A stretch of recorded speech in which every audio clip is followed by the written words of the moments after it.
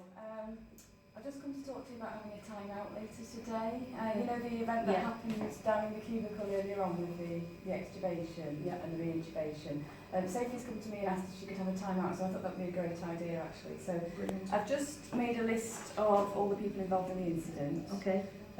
They actually all want to come to the time out today, none of them declined it.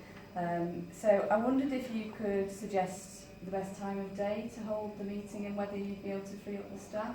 Okay, so how many nurses do we have? We've got Sophie and Linda, just to make sure they're covered. What time? 2 nurses, Linda's the coordinator, and then we've got 1 physio as well. Okay, why don't we just let Sophie get herself sorted out after this, and if we all get breakfast and say a quiet time just before lunch, maybe 11:30. Okay, 11:30. 11:30. Yeah. So I'll tell them all 11:30. Yeah, and I'll get a cubicle ready. I'll get cubicle 15 ready, and that'd be good. That's in between lunch break. That'd be good, and I'll make sure Sophie is covered. I'll get the cubicle coordinator to cover Sophie, and somebody to cover Linda because she's nurse in charge, isn't she? Yeah. Thanks. Yeah, no, that's good. Right, 11:30. Yeah, no, that's great that they're all available. You know, interested in coming as well. That's good. Good. Thank you. Great. Thanks. Hi Sarah, I've just come to let you know we're having a time out meeting about the event that happened earlier. We're inviting everybody who's involved in the event. Now, it's entirely voluntary, so you don't have to come if you don't want to, but it's just to let you know we're having it. Probably late morning, so if you'd like to come, that'd be really good, thank you. Hi everybody, thanks very much for coming in to the time out. Just to let you know that Enos, another facilitator, she's just going to be taking some notes so that she can listen really well while I'm reading the meeting. So I'm just going to explain a little bit about how time out works for those of you that haven't known one before. Obviously we've had quite a difficult event on the unit today, and Sophie, you've asked if we could have the time out, so that's why we're here. Just to reinforce, this is going to be a fairly short meeting, it shouldn't be more than about 20 minutes. We're just going to review what happened. I want you to feel that it's a safe and supportive environment. We're not here to blame or investigate, we're just here to explore how everybody feels. We might be able to identify some good practice, and also we might find some lessons that we can learn from it. It's an opportunity for you all to share it together, and at the same time at the end it does do a bit of promoting peer support, and I'll give you some information at the end about signposting to other sources of support if you need it, and I've got a leaflet on the normal reactions after a stressful event which I'll give to you at the end. Okay, so really I'll just open it up to you all. How are you all feeling after what happened? I feel like it may have been prevented if I spoke up on ward round, because I wasn't happy about the patient's sedation level, but I didn't say anything on ward round. I thought the doctors already knew about it. Okay, so what makes you think you might have been able to prevent it? If I'd mentioned that I wasn't happy with the patient's level of sedation, then we could have added in something else, and the patient may have been more settled while we were doing physio, and then the tube may not have come out.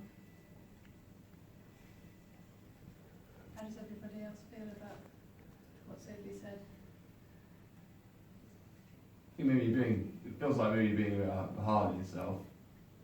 I don't think we can just blame one person for what happened. That seems a bit hard on you to take the blame for the whole thing. I think we could have talked. I feel just a bit angry about the whole thing really, because we could have talked about the sedation. We knew that there was a difficult airway, and I could have put the tube down, so I can do that.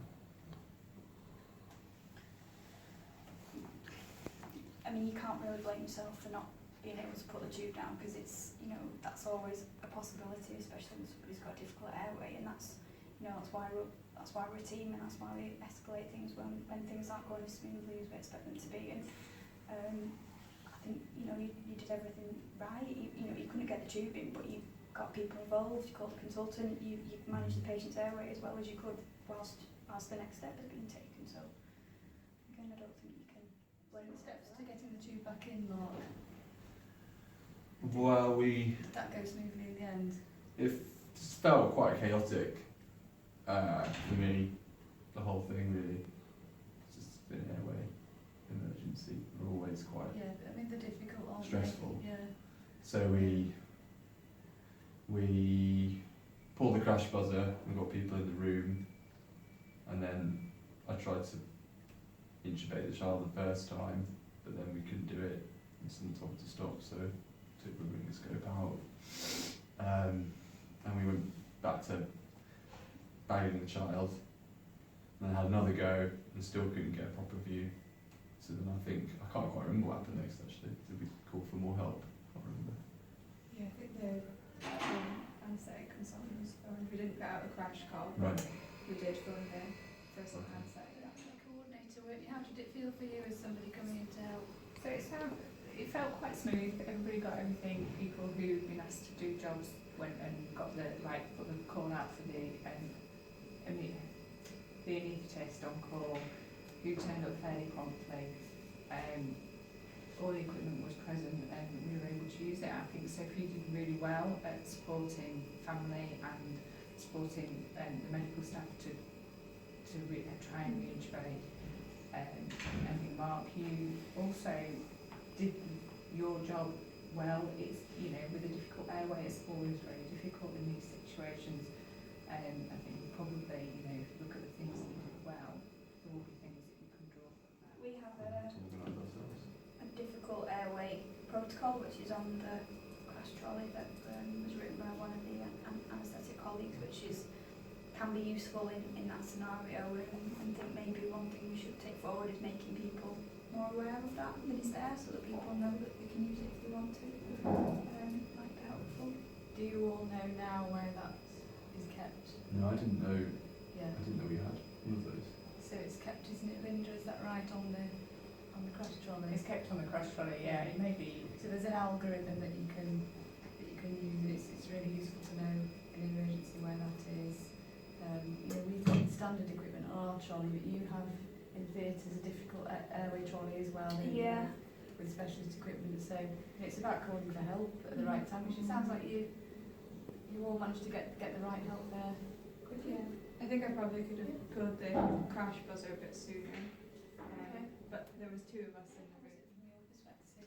I think it's more the fact that it'll go in the notes, it'll go that during physio the extubation happened, and it's what people then think of physio and what the parents will know during physio, and we'll have to go back in and treat that child later today or tomorrow, and if the parent's there, again it's will it happen again during physio, and what everybody else thinks of, should we be having physio because the airway's going to come out again.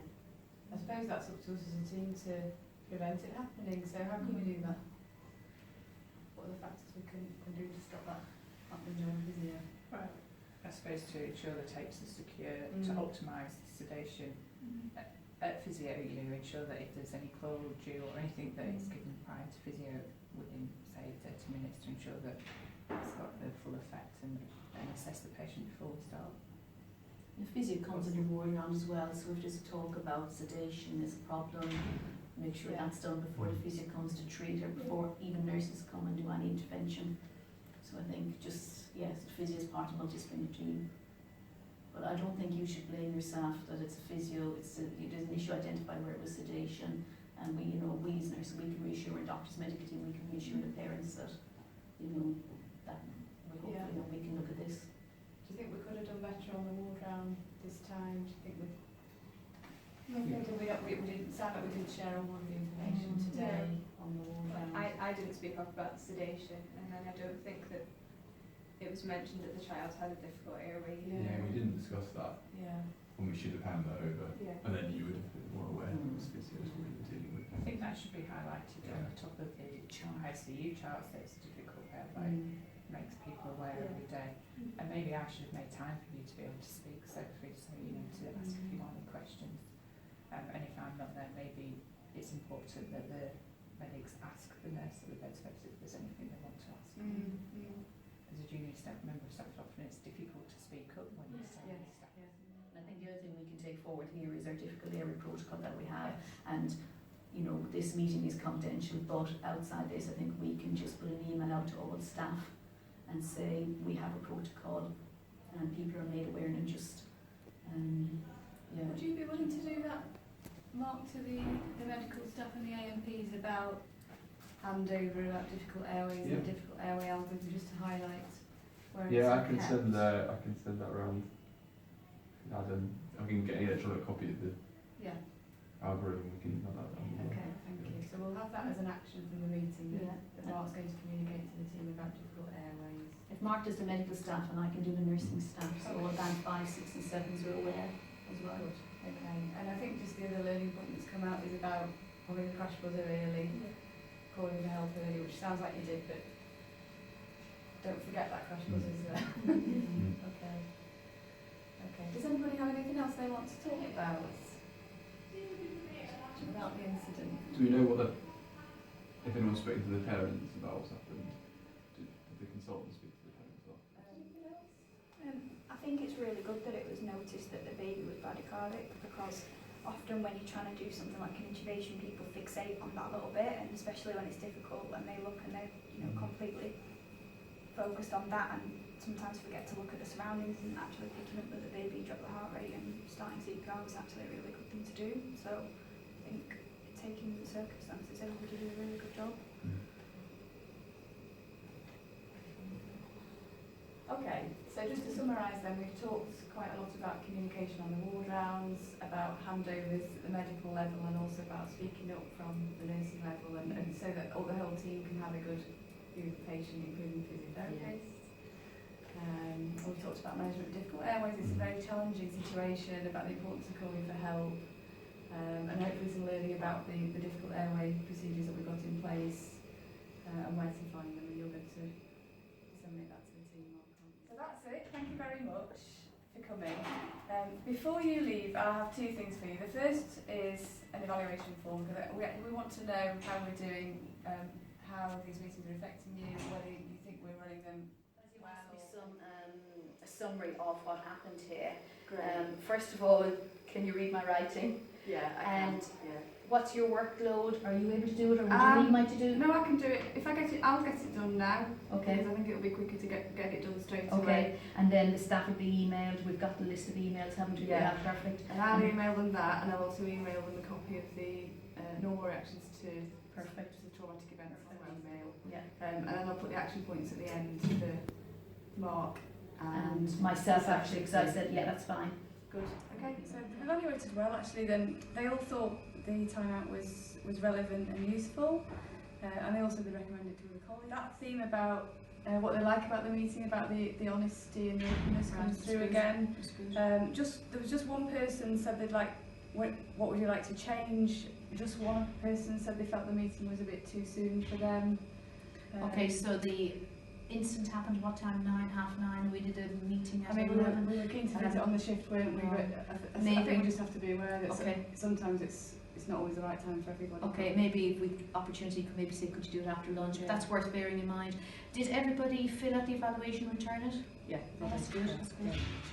Okay, so yeah, I think they're fine.